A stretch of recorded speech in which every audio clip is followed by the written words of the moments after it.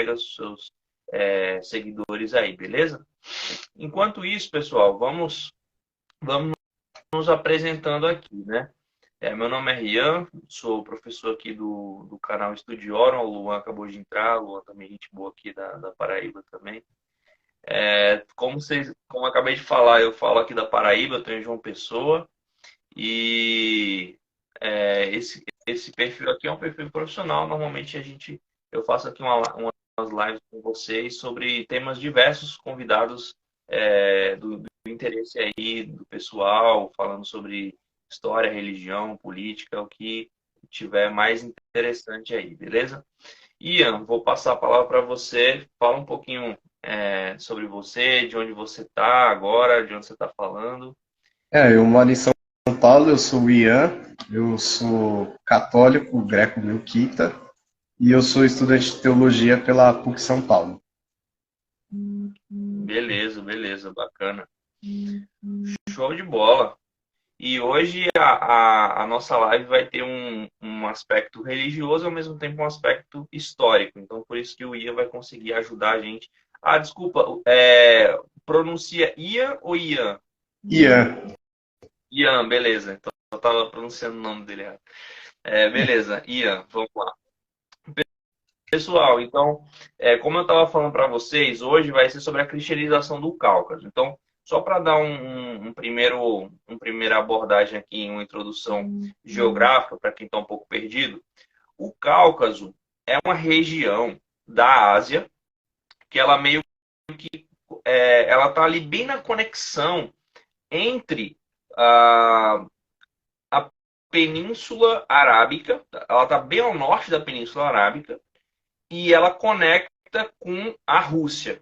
Então você tem, digamos, a esquerda, tá? Tentando imaginar aqui, né, visualmente, a esquerda do Cáucaso, você tem o Mar Negro. E aí você tem essa região do Cáucaso, e à direita do Cáucaso você tem o Mar Cáspio. E aí o Cáucaso, ele é justamente como se fosse um corredor, só que esse corredor ele é bloqueado por uma cadeia de montanhas, que da cadeia de montanhas para cima é a Rússia. E da cadeia de montanhas para baixo você tem o Oriente Médio, e descendo você vai dar justamente ali na Península Arábica, tá? Por que essa região ela é importante para o cristianismo? Porque foi uma das primeiras regiões que adotou o cristianismo. Então, é uma região que estava muito próxima ali de Jerusalém. Se você parar para pensar em termos geográficos, está muito próxima ali de Jerusalém. E então a gente vai entender hoje como que o cristianismo se desenvolveu lá, beleza? Porque normalmente a gente está associando o cristianismo muito a Roma, né? A Grécia, a Itália, ali, aquele lado mais mediterrâneo, né? Da bacia do Mediterrâneo. E a gente esquece que os povos asiáticos também adotaram o cristianismo.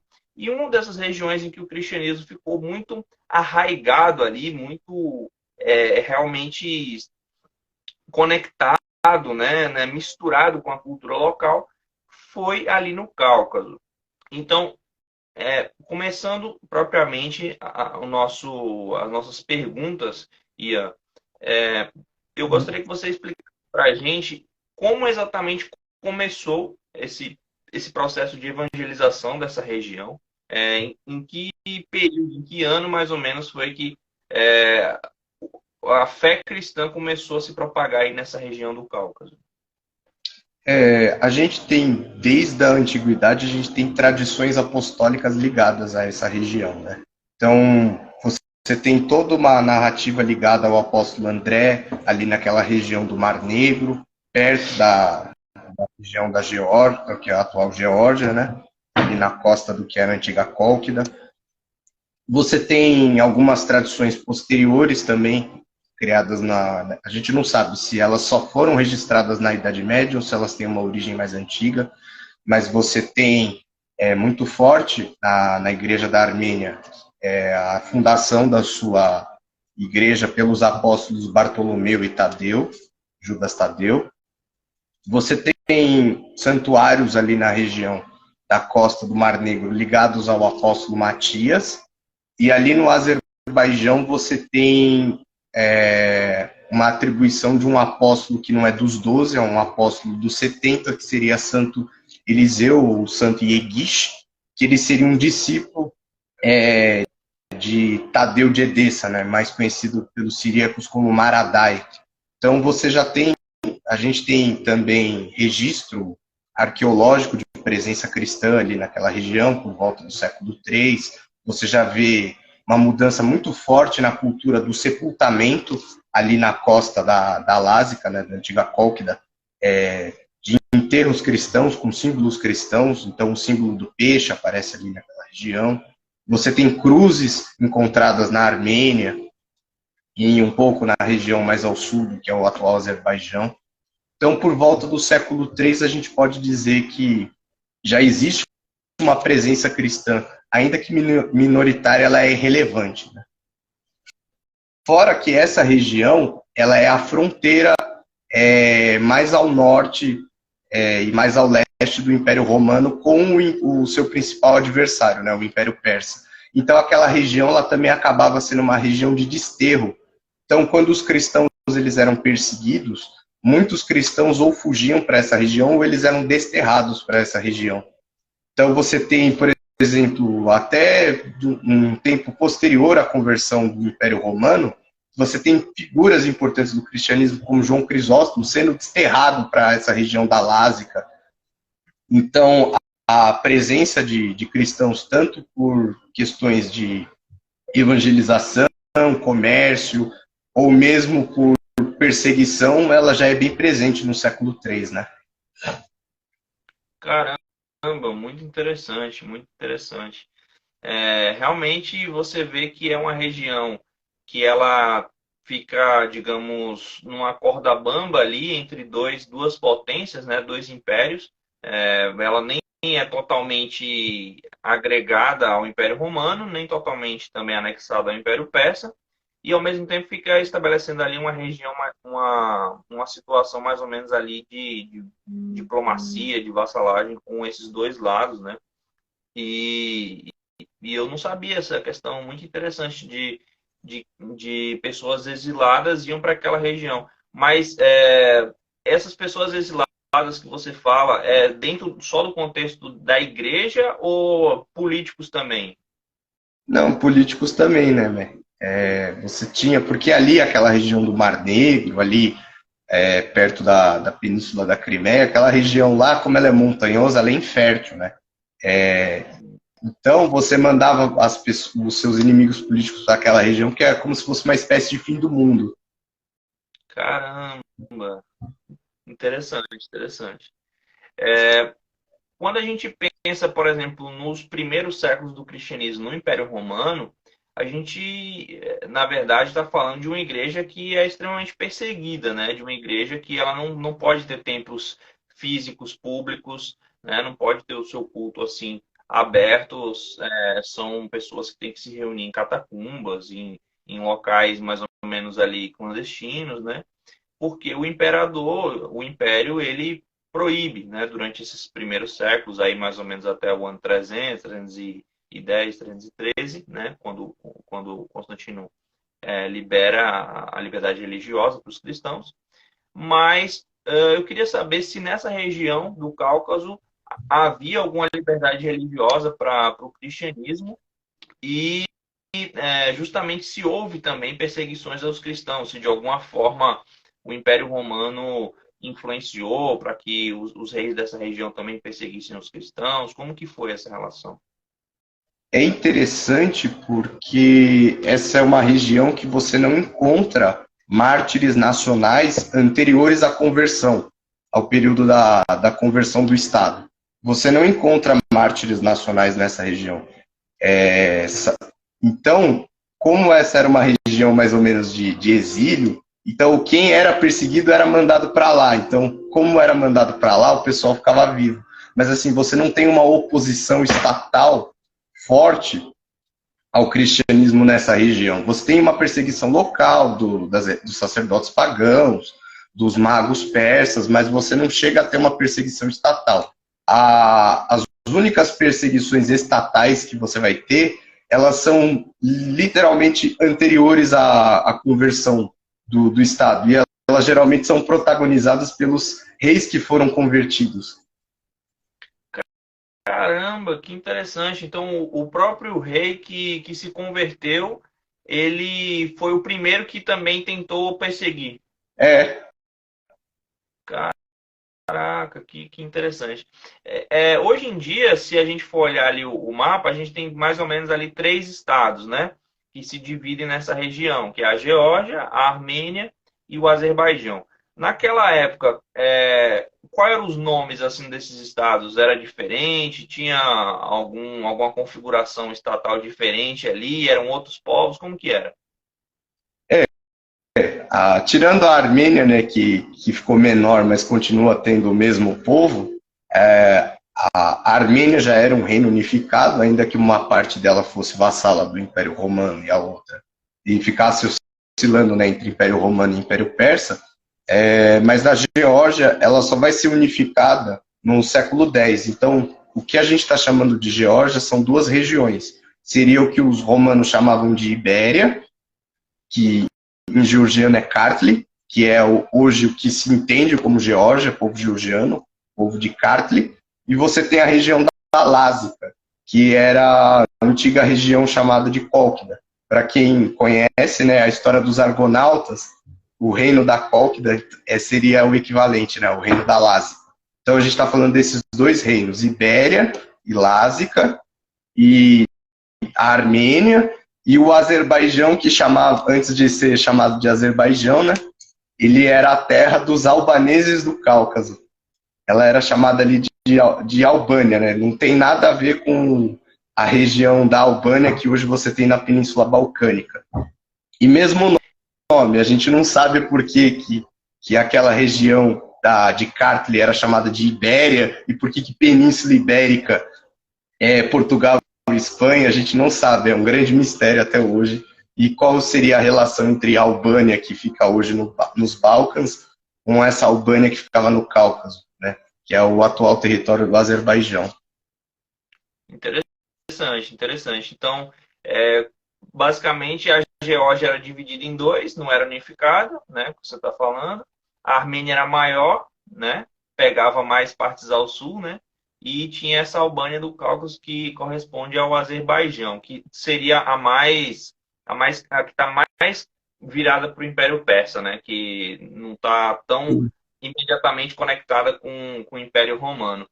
Mas vem cá, Ian, quais os nomes, assim, a gente poderia dizer, de grandes missionários, de pessoas que foram relevantes para a cristianização mesmo, que fizeram essa ponte? Porque a gente está falando aqui desse período inicial, mas aí logo no século IV, né, na virada do século terceiro, século quarto, depois do ano 300, a gente tem ali o começo da liberdade religiosa, né? Com pouco tempo, Constantino vai, assina o Edito de Milão e tal. E aí você tem uma possibilidade agora dos missionários trabalharem mais à vontade, tal, tal, tal. Quais missionários a gente poderia destacar mesmo que fizeram um trabalho duradouro lá? A gente tem o primeiro, né, que é Gregório o Iluminador da Armênia e também da Albânia, né? Ele era membro da nobreza armênia dos Arsácidas, ou seja, ele era parente de uma dinastia persa que era inimiga do Império Persa, que era governado pela dinastia sassânida, e ele é ligado a essa nobreza e ele foge por causa que os persas eles derrubam o rei da Armênia e eles colocam outro no lugar, de uma família mais pró-Pérsia, né? Então ele foge para o Império Romano e ele é criado na Capadócia, em Cesareia da Capadócia, como cristão. E o rei também, o rei Tirídates III, que vai ser importante também, que é a figura que vai levar o cristianismo como religião oficial da Armênia, ele também é criado no Império Romano, como um general romano. Ele consegue êxito em campanhas militares, ele consegue tomar o trono da Armênia, e nesse sentido a família de Gregório, o Iluminador, volta, e ele volta para a Armênia, e ele começa a pregar na Armênia, só que ele é preso por causa do parentesco dele, e porque ele se recusa a adorar os deuses, ao deus lá da família real. Então ele é incriminado, ele fica 14 anos jogado num poço, até que o rei Tirídates ele inicia a perseguição contra os cristãos na Armênia. A gente está falando do período da perseguição diocleciana também no Império Romano, então é antes de Constantino. E duas mártires importantes morrem, que seriam a mártir Hipsímene e a mártir Gaiânia, que seria a sua babá. E o rei, ele é amaldiçoado, o rei Tirídates III, ele é amaldiçoado, e aí ele vira tipo um sinocéfalo, ele fica com cabeça de cachorro. E ele só poderia ser curado por aquele que ele tinha prendido com 14 anos no poço, que é Gregório o Iluminador. Quando o Gregório o Iluminador o cura, ele tem essa visão, né? Quando o Gregório cura ele aceita receber o batismo e ele torna a Armênia o primeiro estado cristão, em 301, bem antes de Constantino. Então... Ian, e deixa eu te perguntar uma coisa. A gente sabe pela Bíblia, assim, né, quem tem fé, quem é cristão, que realmente houveram reis que sofreram punições divinas, né? O próprio Nabucodonosor e tal. Mas essa história do rei Mitrídates, né? Mirídates, desculpa. O rei Mirídates Mitrídates? Não, Tirídates, desculpa. O rei Tirídates ter ficado com um rosto de cachorro. Essa história, ela é acreditada assim como sendo um fato real, um milagre mesmo que aconteceu pelos armênios até hoje? Sim, até hoje. É esse o motivo que leva, né, o rei a renunciar ao seu paganismo e a se converter, milagre de cura. Inclusive nos outros reinos também. Você vai ter essa figura da cura, né, do milagre de cura. Caraca, pode falar então dos outros reinos. Agora que eu falei das duas mártires armênias, né, Hipsímene e Gaiane, dentro do círculo delas de mulheres cristãs, tinha uma, que é Nino, que ela vai para a Geórgia e na Geórgia ela vai converter o rei Miriam III. Também ela vai ser perseguida porque ela vai pregando por toda a região de Kartli, ali na Ibéria, fazendo milagres de cura, até que ela cura a rainha Nana. E o marido dela, o rei Miriam III, ele rejeita a fé da esposa, porque ele trata Nino como se fosse um tipo de bruxa. Até que o rei Miriam III ele passa por uma experiência, numa caçada, ele entra em uma grande escuridão. E aí ele reza para todos os deuses antigos e nenhum deles cura ele. Até que ele reza para o deus de Nino, de Santa Nino, que é Jesus Cristo. E aí ele é curado. Então ele aceita receber o batismo de Nino e ele também oficializa o cristianismo como religião oficial da Geórgia. Aí a data que é o problema, né? Mais ou menos por volta da década de 320, mais ou menos 323 ou 326. Que também é antes da oficialização romana, né? Isso. Perfeito. E a gente tem o terceiro reino, que é da Albânia do Cáucaso, que o rei Urnair, ele por influência do rei Tirídates III, questão política, ele pede que Gregório o Iluminador venha para a Albânia, e lá ele recebe o batismo, e ele também oficializa o cristianismo como religião oficial da Albânia do Cáucaso em 313. Então, lá, dos três, o primeiro o primeiro reino que se converte é a Armênia. Isso. Aí Santa Nino, ela de etnia, de origem, ela é armênia? Então, aí é a grande questão polêmica, porque na igreja armênia, a tradição armênia diz que ela é armênia, na tradição mais antiga das fontes gregas e latinas que a gente tem, sobretudo Rufino, na sua história eclesiástica, ele nem diz o nome dela, ele diz que ela era uma escrava da Capadócia, e é só isso que a gente tem.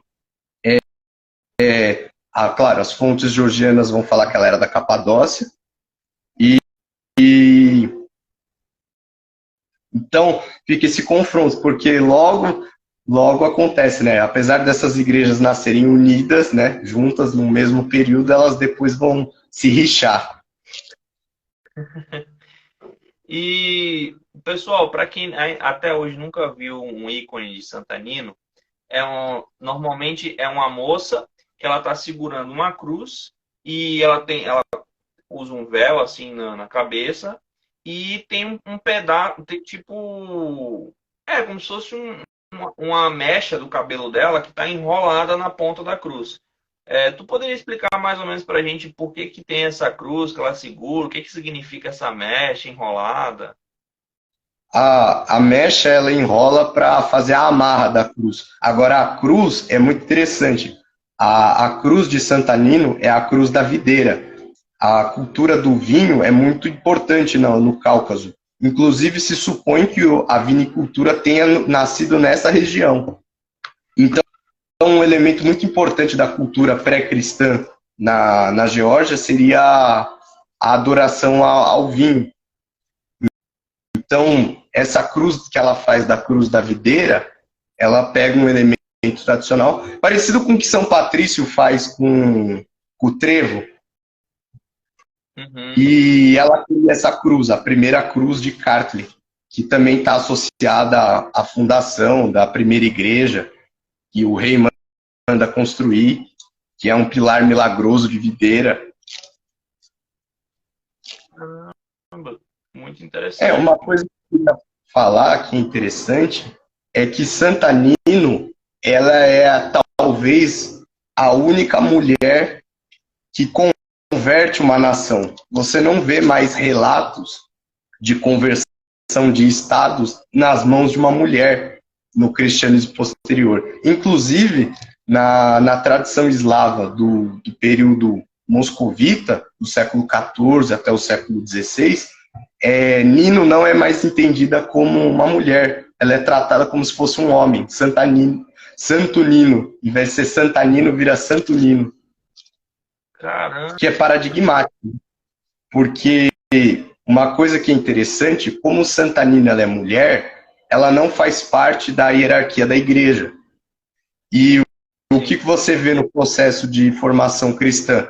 Enquanto na Armênia você tem uma participação muito forte da autoridade da hierarquia da igreja, porque o primeiro missionário se tornou bispo da Armênia, então ele se tornou hierarca, né? O que eles chamam de catolicos. Você não tem tanto na Albânia do Cáucaso quanto na Geórgia, você não tem uma importância da hierarquia da igreja até mais ou menos o período posterior ao cisma no Cáucaso.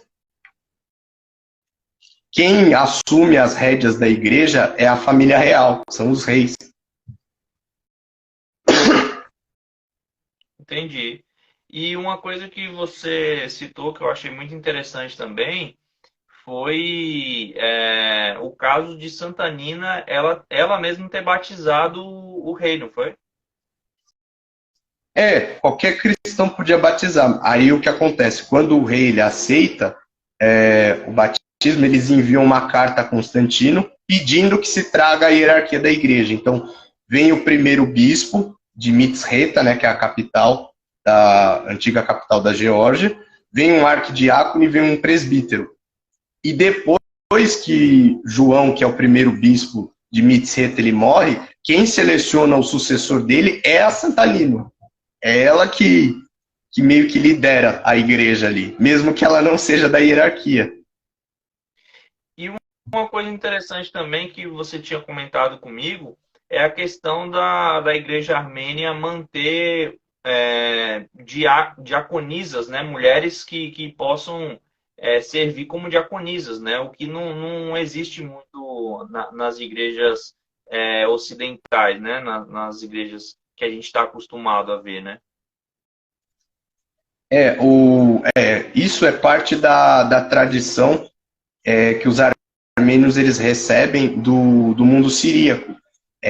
Antes que, aí já vamos até avançar, antes que a igreja tivesse a sua língua nacional, as influências das igrejas do Cáucaso eram duas. Era o mundo siríaco oriental, ligado a Edessa, e o mundo grego da Capadócia. Então, não existia culto cristão em língua nacional. Não existia culto em armênio ou culto em georgiano, ou na antiga língua Udi.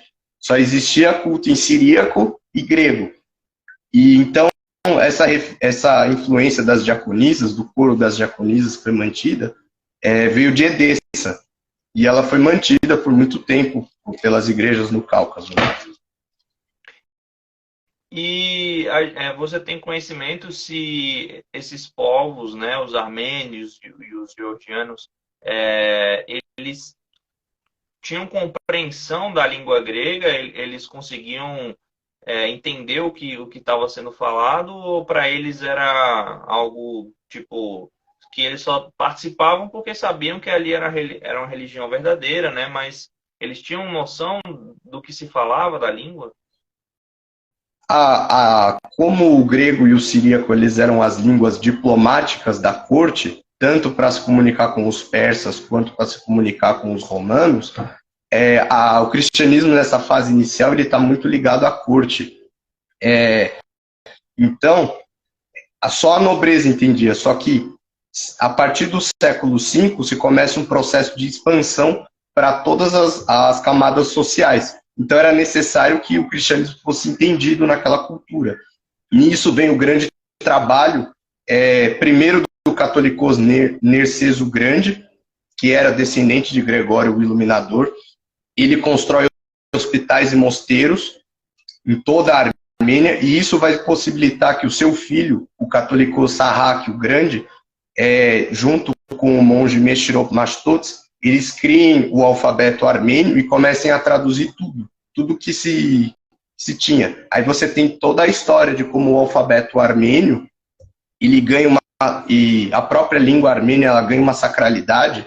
Por exemplo, o biógrafo de Mashtots, Corium, ele descreve como Mashtots, em oração nas montanhas, ele recebeu de Deus, escrito e esculpido em fogo, as letras do alfabeto armênio. É como se fosse a entrega das tábuas da lei do Antigo Testamento para a língua armênia. E com a criação do alfabeto armênio, eles vão traduzir então a Bíblia, a liturgia, os textos patrísticos, os cânones eclesiásticos.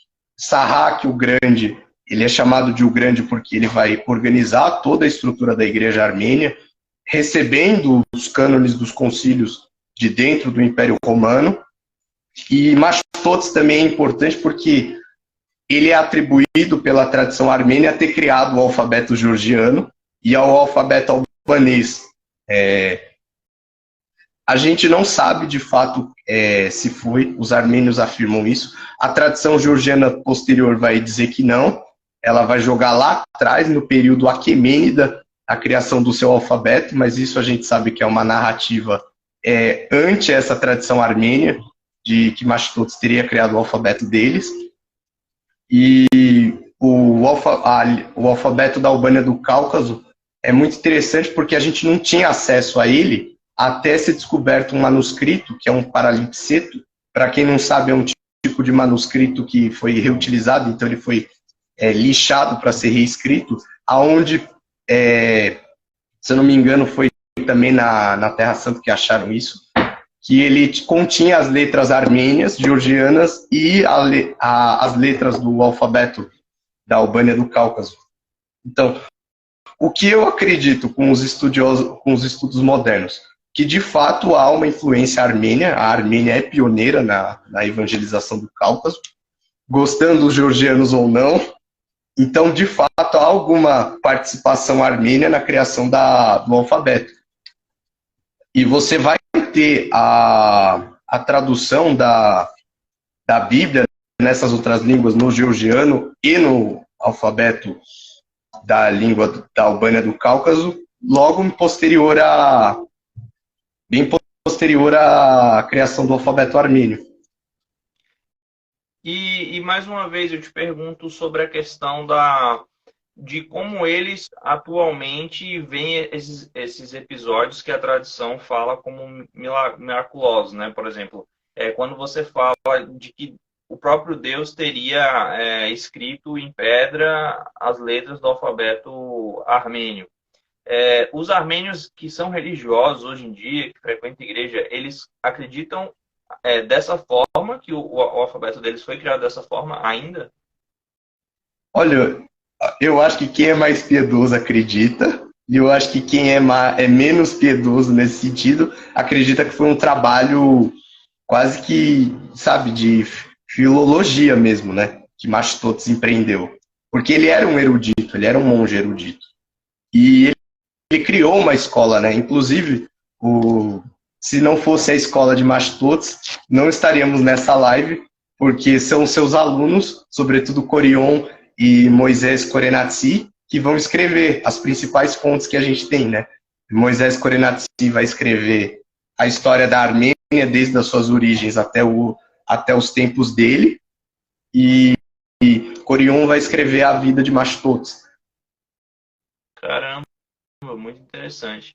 Ô Ian, e quando esses três reinos, né, eles adotam o cristianismo, isso de alguma forma faz com que a geopolítica ali da região passe a atender mais para os romanos e menos para os persas? Como que fica? Porque os persas a gente sabe que, pelo menos a história não mostra que eles tenham se convertido assim, oficialmente, que se tenha se tornado um império cristão, né? A gente sabe que existiam cristãos no Império Persa, né? Principalmente aqueles que cismaram no Concílio de Éfeso, eles acabaram tendo uma penetração muito boa ali no Império Persa.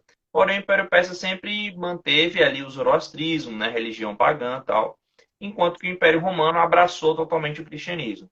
Então, os romanos ficaram realmente mais próximos dos caucasianos por causa da conversão deles, ou não teve nada a ver essa questão?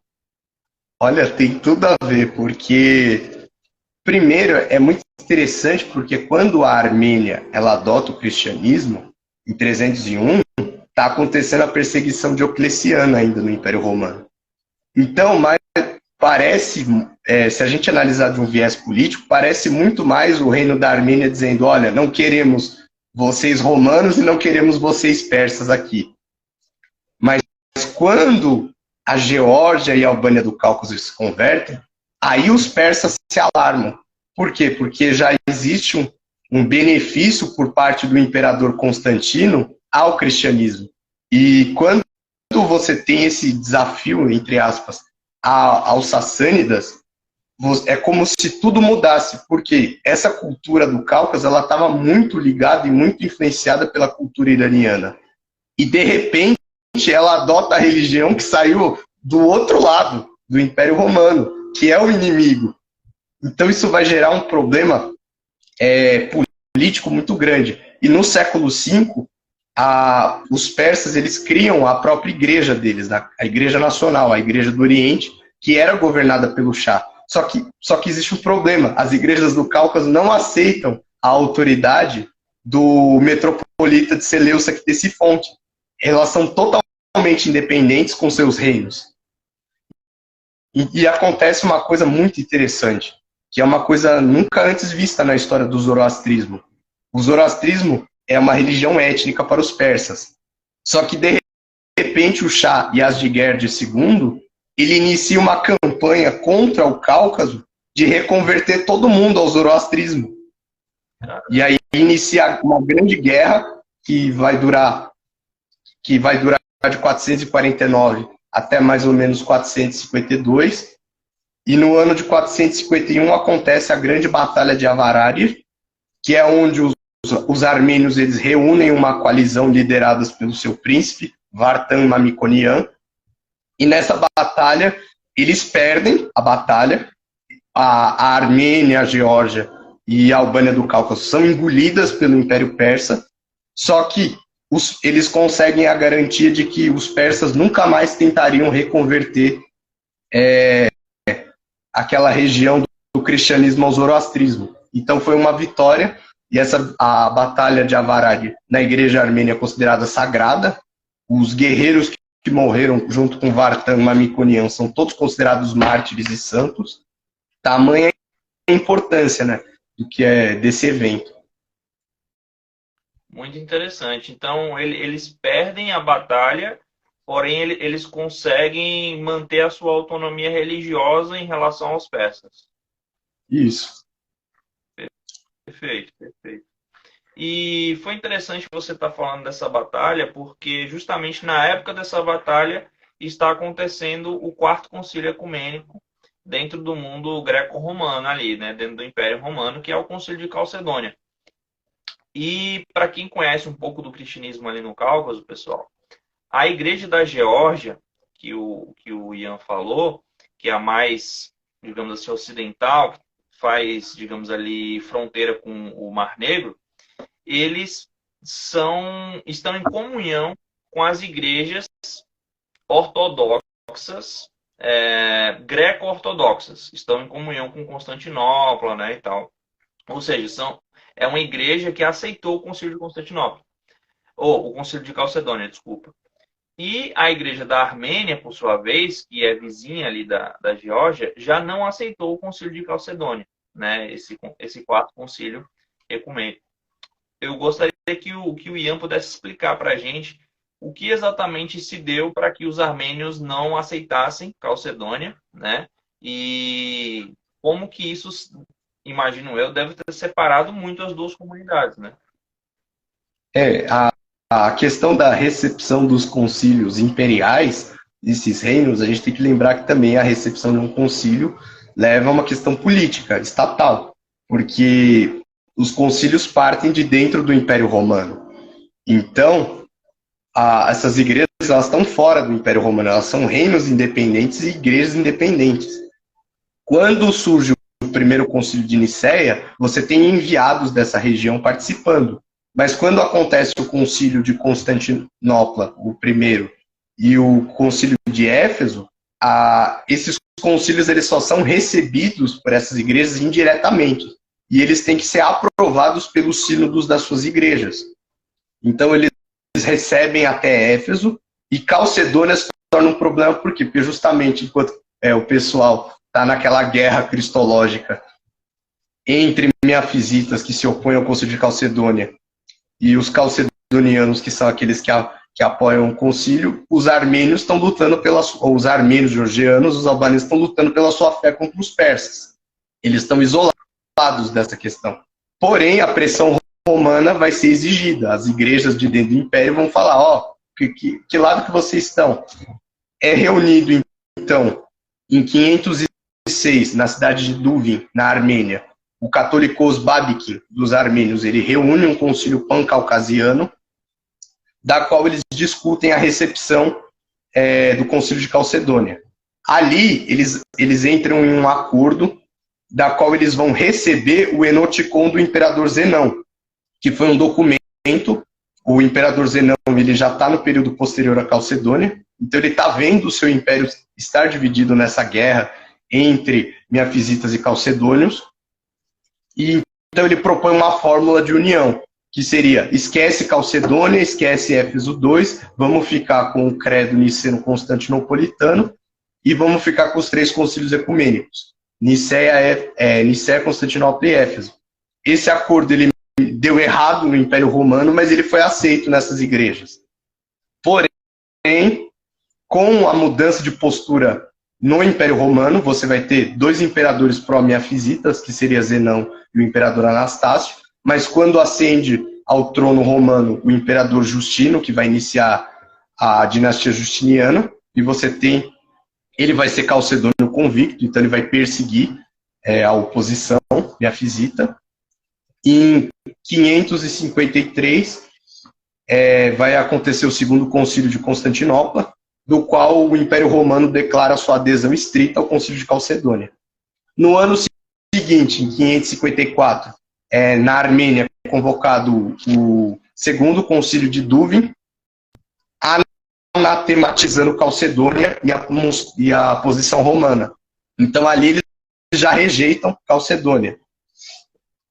Porém, os georgianos e os albaneses eles não se pronunciam nesse período. Eles simplesmente não se pronunciam. E aí só que a mudança de postura vai acontecer por uma questão política. Os príncipes georgianos eles vão cada vez mais buscar apoio dos imperadores romanos. Então eles cada vez mais vão mudando de posição, uma posição calcedônia, até que assume como líder da igreja georgiana o Catolicos Quirion, que ele era monotelita, mas ele era calcedônio, e lá ele adota a profissão de fé de Calcedônia como profissão de fé oficial da Igreja da Geórgia. Quem não gosta nada disso são os armênios, e o Catolicos Nerse II vai excomungar o Catolicos Quirion, e o Catolicos Quirion vai excomungar o Catolicos Armênio. O Nerses morre, então ele é sucedido pelo Catolicos Abraão, e o Catolicos Abraão ele simplesmente vai dar um ultimato. Ele vai dar um ultimato contra os georgianos e os albaneses. Ele vai dizer que ou eles rejeitam Calcedônia, ou simplesmente eles estão fora da comunhão. Eles são hereges que vão ser anatematizados. E, claro, a gente não sabe, a postura da Albânia foi ficar oscilando entre georgianos e albaneses, mas em 609, a carta encíclica do Catolicos Abraão, excomungando todos os georgianos, ela marca o início desse cisma entre armênios e georgianos, que dura até hoje. Só situando historicamente, esse cisma que excomunga os dois lados, né? Ele aconteceu em que século? Em 609, no ano de 609, século VII. Século VII. Então, só para dar uma resumida, então, no século V, a gente teve o Concílio de Calcedônia, aí, depois de Calcedônia, subiu um imperador pró-miafisita, que resolveu esquecer Calcedônia e fazer uma fórmula de união para que o império ficasse todo mundo sobre a mesma fé, né? Que você falou foi o Enoticon, né? Isso. Perfeito. Aí os armênios e os georgianos que não tinham participado de Calcedônia aceitam esse termo de conciliação, digamos assim, entre os dois lados. Então, teoricamente, os caucasianos eles nem são necessariamente pró-miafisitas, na verdade, eles são a favor de um meio termo ali, de uma conciliação. E aí o que acontece é que depois o Império Romano, o imperador romano, né, que troca de imperador, ele vai voltar atrás, vai aceitar a Calcedônia, vai afirmar realmente a fé calcedoniana, né, diafisita, como a fé verdadeira, e os georgianos, por uma questão de política, uma questão política, de proximidade política, também vai reafirmar isso aí. E aí, no século VII, então, os armênios vão ter esse desligamento, né? Vai ter esse quebra, né? Essa quebra de comunhão no Cáucaso. Como a igreja armênia, ela era totalmente... Assim, as igrejas do Cáucaso, elas eram totalmente dependentes, né? Então, elas vão buscar comunhões. Os armênios, eles só vão conseguir a sua comunhão com os siríacos, os sírios ortodoxos, no concílio de Manzikert, lá em 726. Os albaneses do Cáucaso, eles só vão, de fato, tomar uma posição no concílio de Partav, em 728. E aí eles vão ficar do lado dos armênios, e tem também uma questão, né, um novo poder na região, que é o califado omíada. Então tem essa influência também. E os georgianos, eles vão manter a comunhão com Constantinopla, Antioquia e Jerusalém, das igrejas calcedonianas. Ok, perfeito. Então, partindo, já que você tocou nessa questão do califado, vamos partir para a questão do islamismo, né? Quando o islamismo surge, ali por volta do século VII também, né? Na verdade, o islamismo surge até depois desse cisma. E como que a fé islâmica, em geral, ele vai afetar a região do Cáucaso? Bem, a gente sabe hoje, né, assim, olhando pela ótica moderna, que o Azerbaijão, que fica na mesma região geográfica que a Albânia, né, ele é um estado majoritariamente islâmico, né? Então, esse lado do Cáucaso, ele adotou o islamismo, né? Mas como que foi esse processo, assim? Como que foi realmente essa penetração das duas fés ali? O islamismo ele chega naquela região a partir das conquistas do Califado Rashidun sobre o Império Sassânida. Então, você tem aquele grande general do Califado Rashidun, Al-Khalid, a espada do profeta, que ele penetra no Cáucaso. Então, nessa região, nesse período exatamente que surgem os primeiros mártires nacionais dessas igrejas, né? É uma grande quantidade, porque eles vão querer converter toda aquela região. Uma penetração bem fraca, até hoje, né? A Armênia tem pouco muçulmano, então é uma penetração bem fraca, os armênios foram mais resistentes a essa penetração. A Geórgia e a Albânia do Cáucaso nem tanto. Na Albânia do Cáucaso, sobretudo a região sul, vai se converter, porque a cultura era muito parecida, né? A cultura que os árabes que chegam naquela região, eles se tornam persas, eles se persificam. Então, as regiões mais ao sul da Albânia do Cáucaso, que são menos montanhosas, elas se tornam pérsicas, né? De cultura mais persa, mas elas também se islamizam. Então, o que vai surgir a partir da queda do Califado Abássida são Emirados Árabes nessa região. Inclusive, a capital principal do islamismo nessa região era, surpreendentemente, a cidade de Tbilisi, onde tinha um emirado, que é a atual capital da Geórgia. E você vai ter o Emirado de Shirvan, que é o pai do atual Azerbaijão. Mas mais ou menos por volta do século IX e do século X, você vai ter uma grande rebelião armênia, liderada pela família Bagrátida, onde eles vão restabelecer o reino armênio e vão levar a Armênia ao seu apogeu. Coincidentemente, também nesse período, a principal família da nobreza georgiana, também chamada de Bagrátida, não é mera coincidência, também vai levar a Geórgia a sua expansão. Agora, a pequena Albânia do Cáucaso, ela vai decaindo cada vez mais, né? Até que no século XI, os bizantinos destroem o reino armênio do reino armênio dos Bagrátidas. A principal cidade deles, a cidade de Ani, vai ser destruída pelos bizantinos. A Geórgia, mais ou menos, vai ficar ali porque ela era aliada, né? Só que uma nova força de poder vai mudar toda a geopolítica do Oriente Médio, que é a chegada dos turcos, seljúcidas. Então, os seljúcidas, além de iniciarem a campanha conquistando a Pérsia, eles vão avançar sobre o Cáucaso e eles vão derrotar os bizantinos, a famosa Batalha de Manzikert, em 1071. E ali eles vão começar a migrar muitos povos da Ásia Central, que é a chegada do povo Azir. O povo Azir é um povo turco que chega justamente nessa primeira expansão do Império Seljúcida. E aí muda toda a questão de poder, né? Porque Então, só para ver se eu entendi, a Albânia do Cáucaso, ela começa a se islamizar já com a expansão do Califado Rashidun, que você falou, né? Isso. Só que aí a população, você tem uma substituição de população só depois com a entrada dos turcos. Isso, só no século XI. Ah, perfeito, interessante. E essa entrada dos turcos, só um momentinho. Teve aqui um comentário da Sheila Maria Soares pedindo para salvar a live, está incrível.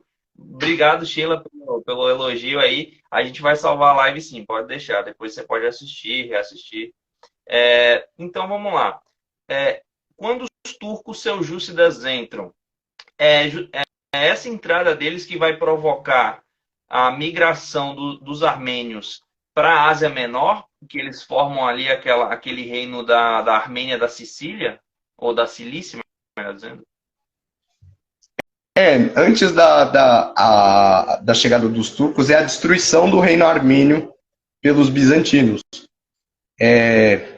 Os bizantinos, com uma política de repovoamento ali das fronteiras orientais, eles começam a trazer muitos cativos armênios e colocar generais armênios naquela região. Então, quando os turcos chegam, os seljúcidas chegam, um dos generais armênios que lutaram contra os seljúcidas em Manzikert, ele simplesmente vai ver como Romano Diógenes está fraco e ele vai pegar e vai falar, não, vou defender a minha região aqui, essa terra que eu ganhei, que é a Cilícia. E ali surge o reino armênio da Cilícia, ou a pequena Armênia, ou Nova Armênia. Então, e aí com essa mudança de poder político armênio nessa região, migração, começa a vir uma migração grande, né, de armênios, seja por questões de guerra, economia, melhores condições de vida, para essa região. E esse general que você cita, ele é aliado dos bizantinos e ele ganhou autonomia para governar essa região, correto? Ele era aliado, né? Porque depois ele virou a casaca, ele pegou a província lá que era administrada por ele e criou o principado dele, né? Ok, entendi. Ele fez um movimento separatista, entendi. Ali se funda. Mas em nenhum momento ele chegou a aceitar a fé dos bizantinos. Não, a igreja, sim, nesse período, quando os bizantinos destroem o reino armênio lá dos Bagrátidas, assim, a questão política sempre tentava forçar, né, os armênios a aceitarem a comunhão com Constantinopla. De fato, muitas tentativas ocorrem durante esses períodos, né? Com a Cilícia não é diferente, você tem a grande figura do Catholicos Nerses IV Gracioso, escrevendo uma carta sobre uma possível unificação com a Igreja Bizantina. Isso é por volta do século XII, XIII. Então, esse período já existe. Por conta da proximidade, da questão política, existe sim essa tentativa. É claro, a Igreja Armênia, como sempre, ela sempre lutou pela sua independência e ela sempre zelou por isso. Então, ela não se curvou a Constantinopla e também ela não vai se curvar aos cruzados, né? Quando eles chegarem no século XII. Perfeito, perfeito. Pessoal, a gente está caminhando agora para o final da nossa live, agora já são 5 horas da tarde, o tempo passou muito rápido, a gente está aprendendo tanto conteúdo aqui, eu já vou aproveitar aqui para agradecer o Ian, porque realmente é muito conteúdo e é uma história riquíssima, né? São povos ali que eles estão, digamos, numa encruzilhada do mundo, né? Quer dizer, você tem toda essa região que os asiáticos vêm, os mongóis, né, já chegaram por ali, os turcos também, os árabes, então é uma mistura de todo mundo ali, né? Mas como que é a região cristã hoje em dia lá no Cáucaso, Ian? Principalmente quando a gente fala, por exemplo, do Azerbaijão, que é um país de maioria muçulmana. Qual é a atual situação do cristianismo lá? Então, o cristianismo ele passou por muitos revés ali naquela região. Você tem, primeiro, essa grande penetração de força islâmica, desde o século VIII, mas aí no século XX você tem uma mudança. Surge um novo, entre aspas, inimigo do cristianismo, que seria o comunismo soviético, que engole todos esses países no início do século XX. Então existe toda uma campanha anticristã nessa região durante todo o século XX. A queda da União Soviética levou a um renascimento muito forte, atrelado a uma questão também nacionalista, de identidade daqueles povos como povos cristãos. Então, a Geórgia despontou novamente, a igreja georgiana voltou, a igreja armênia voltou com muita força. Agora, no Azerbaijão, como você diz, né, é um país de maioria muçulmana. Você tem uma situação muito complicada. Você tem populações cristãs ali, tanto armênias, que vale destacar que está em guerra, estão sendo perseguidos atualmente, desde das guerras que eles travaram em Nagorno-Karabakh até hoje, estão sendo perseguidos naquela região. Tem muito armênio em Nagorno-Karabakh. Eles são perseguidos para esse governo Azir.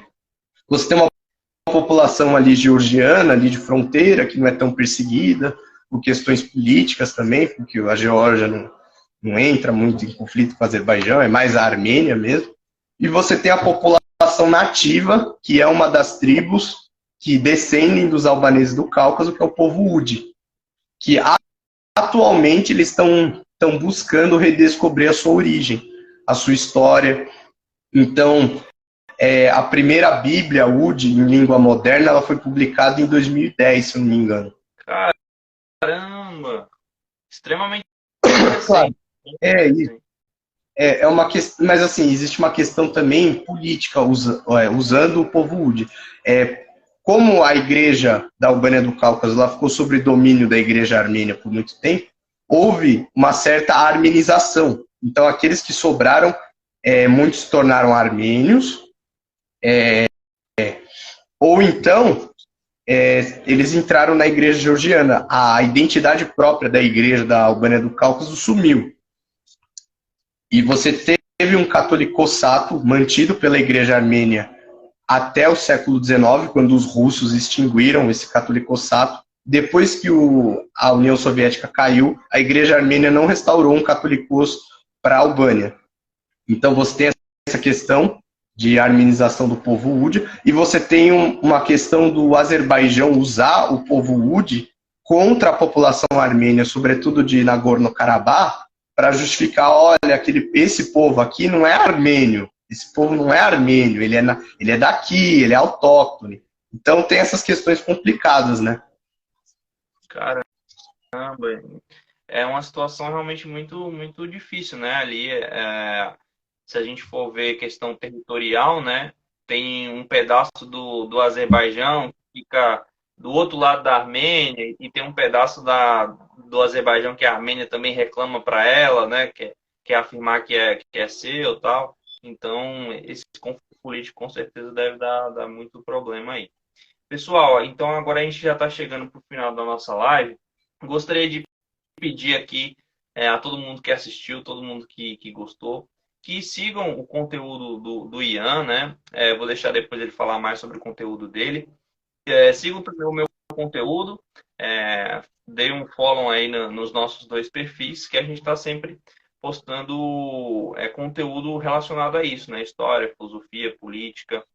E agradeço a sua participação, Ian, por você ter prontamente aceitado a live. A gente passou um tempo aí conversando para ver como é que ia dar, o dia, a hora, tudo certinho. Graças a Deus deu tudo certo. E agradeço muito mesmo, aprendi muito com você hoje.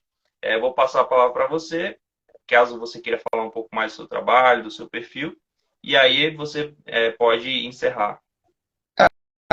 Meu perfil ele é dedicado ao estudo de cristianismos orientais, então não só os cristianismos do Cáucaso, mas também do norte, da região do Chifre da África, Etiópia, Eritreia, a leste europeu, o mundo eslavo, o mundo romeno, que eu também trago bastante, o mundo siríaco, a Índia, a Pérsia, cristianismos extintos, curiosidades em geral. Então é isso. E claro, né? Uma coisa que eu gosto muito é uma coisa particular minha. Eu gosto muito de fonte primária. Até citei algumas aqui na live. Então, se você quer acompanhar um conteúdo com traduções inéditas para o português de algumas fontes primárias sobre cristianismos orientais, você vai ter uma farta biblioteca de textos aqui na minha página. Muito bom, muito bom. Quais são as línguas que você estuda, Ian? Eu atualmente eu só estudo grego, né? Mas eu sei um pouquinho de francês e eu sei inglês também. E com isso dá para trabalhar alguma coisa, né? Mas o ideal mesmo seria, né, aprender siríaco, armênio clássico, georgiano, Ge'ez, né, que é a língua da Etiópia, Malayala, que é a língua da Índia. O ideal seria esse, né? Vai chegando lá. Aos pouquinhos você vai chegando lá. Tem muito tempo ainda pela frente aí. Amigão, então agradeço novamente a sua contribuição. Um prazer novamente tê-lo aqui. qualquer coisa, qualquer parceria, entre em contato aí, tamo junto. E agradeço todo mundo aí que participou, que gostou da live. Vou deixar essa live salva. Depois que eu salvar, vão lá, curtam a live, manda para os seus amigos, né? Manda para quem tem interesse